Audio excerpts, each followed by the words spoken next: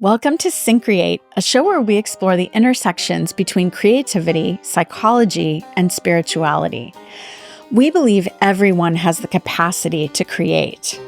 Our goal is to demystify the process and expand the boundaries of what it means to be creative.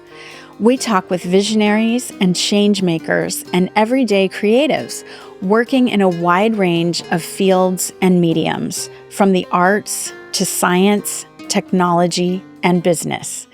We aim to illuminate the creative process, from imagination to innovation and everything in between. I'm Melinda Rothouse, and I help individuals and organizations bring their dreams and visions to life. Hi, I'm Charlotte Gullick, and I'm a writer, educator, and writing coach. We are the co-authors of a book on the creative process, also called Syncreate. At Syncreate, we're here to support your creative endeavors. If you have an idea for a project or a new venture, and you're not sure how to get it off the ground, find us at syncreate.org. Our book, also called Syncreate, walks you through the stages of the creative process so you can take action on your creative goals. We offer resources, creative process tools, and coaching to help you bring your work to the world.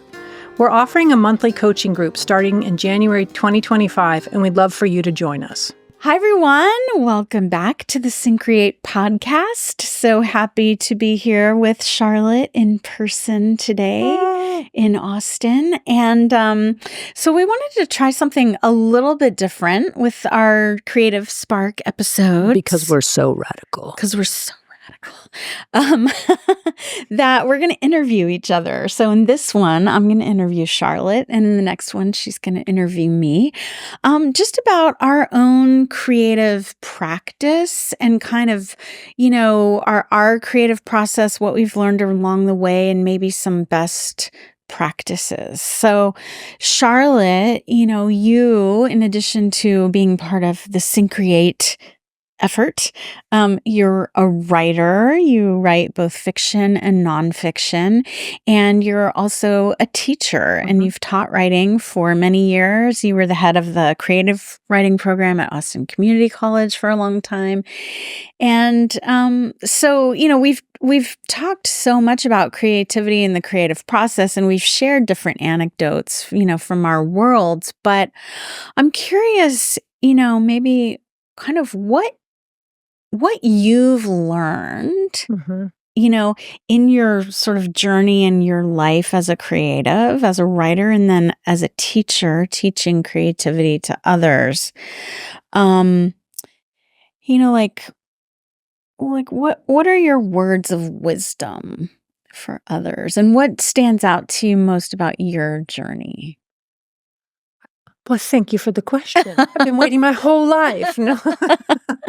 I think that the kind of nutshell version of this is that being a creative person has allowed me to connect to my best self. I love that. And so, and of course, it's not a linear or a smooth process, but I feel like because I became a writer and it allowed me to keep some of the very important things that I grew up with, some of the best of what I grew up with, and to examine the harder parts of it. And so I feel like the little person that I was, that grew up in a town of 200 people and a very, very, very rural, rugged, fringe place and a fringe religion is that person is still with me, and it's creativity that has allowed me to bring her along the way and stay connected to her and help her evolve and grow.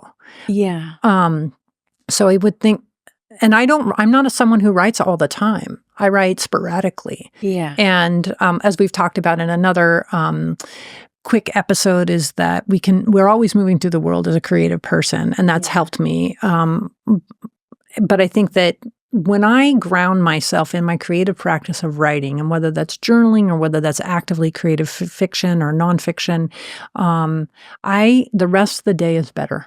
I show up in the other parts of my life more grounded, more connected, and that's not why I got started. I'm like, you will be a better person because I felt like it was how I was going to make sense of the world that didn't make sense to me. Yeah. Leaving where I grew up from and, that kind of stuff. So I think creative practice has allowed me to grow. Yeah. So I'm curious kind of to dig into that a little bit more, just like what the kind of mechanics of that. Like, so how can creativity make us better?